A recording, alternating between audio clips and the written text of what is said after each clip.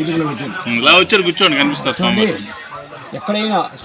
ఎక్కడైనా శివాలయంలో ఈశ్వరుడు లింగాకారంగా ఉంటాడు, అమ్మవారు విడివిడి దూసి వచ్చింటారు. ఇక్కడ ఏంటంటే శివుడు పార్వతి కలిసి ఒకటే రాతిలో ఉమామహేశ్వర స్వామి స్వయంభూ దర్శనం. ఇక్కడ అంటే వీళ్ళు ఉద్భవించే ముందుకు ఆనాడు ఈ గుడి కట్టడం వైష్ణవ సాంప్రదాయంగా గుడి నిర్మాణం అయింది. ఆనాటి క్షేత్రంలో చిట్టప్ప లక్ష్మప్ప అని ఇద్దరు మహర్షులు తపస్సు చేసుకుంటూ ఆ ఎదురుగా ఉండే గుహలోకి వెళ్తే ఆ గుహలో ఒక విష్ణుమూర్తి విగ్రహం ఇక్కడ ఉండేది. ఆ వెంకటేశ్వర స్వామి యొక్క విగ్రహం తీసుకొచ్చి ఇక్కడ గర్భాలయంలో ప్రతిష్ఠించాలనుకున్న సమయంలో స్వామివారికి కుడికాయలు గోరు కట్టయిపోయింది. అందువల్ల కదిలించరాదు ముట్టుకోరాదని చెప్పి ఆ గుహలు అక్కడే భద్రపరిచి వచ్చారు. అప్పుడు ఇక్కడ శివుడు ప్రత్యక్షమైన నేను బోలాశంకరుని అభిషేక ప్రియుని ఒకటి క్షేత్రం నాది, మీరు అలంకార ప్రియ ఒకటి కొండలపైన నా క్షేత్రం మీకు ఇక్కడ స్థానం లేదని చెప్తే ఆనాడే శ్రీమన్నారాయణ ఇక్కడి నుంచి 3 అడుగులు తిరుమల జరుపుకున్నాడు. అంటే మొదటి పాదం యాగంటి, రెండవ పాదం కడప, 3 తిరుమల. శ్రీ అక్కడ జన్మ ఇక్కడ అని చెప్తారు శ్రీమన్నారాయణ. ఎక్కడే కానీ శివుడు లింగం అయితే నంది ఎదురు ఉంటుంది. ఏ గుళ్ళైనా కూడా శివుడు నిజరూప దర్శనం ఒకటి నంది ఈశాన్య భాగంలో సైడ్కు ఉన్నది. అంటే సంవత్సరానికి దారం పోవంత వందం పెరుగుతుందని బ్రహ్మంగారు కాలజ్ఞానం చేస్తారు. ఆ యొక్క నందికి ప్రాణము జీవకులు ఉన్న వాటి పెరుగుతుందని చెప్తారు. పక్కల వీరభద్రస్వామి అంటే ఇక్కడ బ్రహ్మంగారు గురువుగా భావించుకున్నారు. ఈ క్షేత్రానికి పాలడుగా సైన్యాపతిగా కాపులుగా పరిపాలిస్తున్నవాళ్ళు. ఆనాడు ఈ ఆలయంలో ఎందరో మహానుభావులు ఏకాంతంగా కూర్చొని ఇక్కడ తపస్సు చేసుకుంటుంటే ఒక కాకాసుడు రాక్షసుడు వచ్చి క్షేత్రం అంతా కావు అని గందరగోళం చేస్తే అగస్త్యుల వారి యొక్క తపస్సు భంగం కలిగిందట.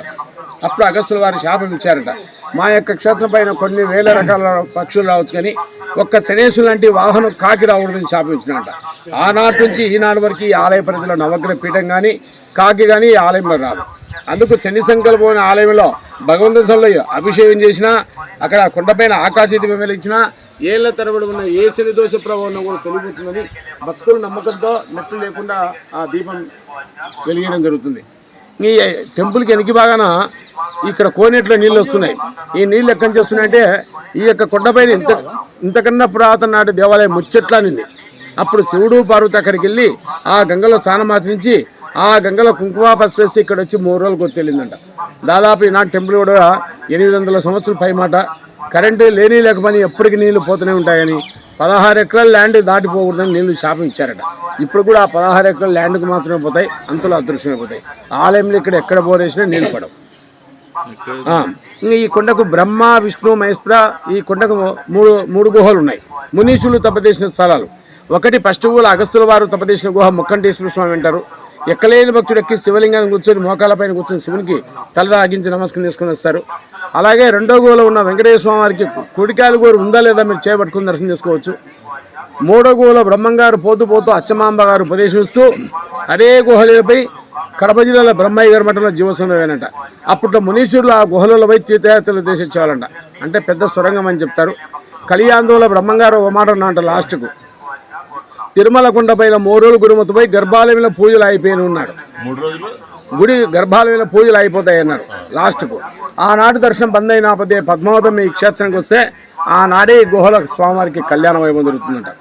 అప్పుడు ఆ కళ్యాణ వైభవం చూడడానికి యాగంటి బసవయ్య అంతకంత పెరిగి కళ్యాణంతోల కాల్దువి ఆయన కళ్యాణ వైభవం చూసి తిరిగి వచ్చేసరికి ఈ పర్వతాలంతా సుప్పగడ్డిగా మారిపోతాయంట.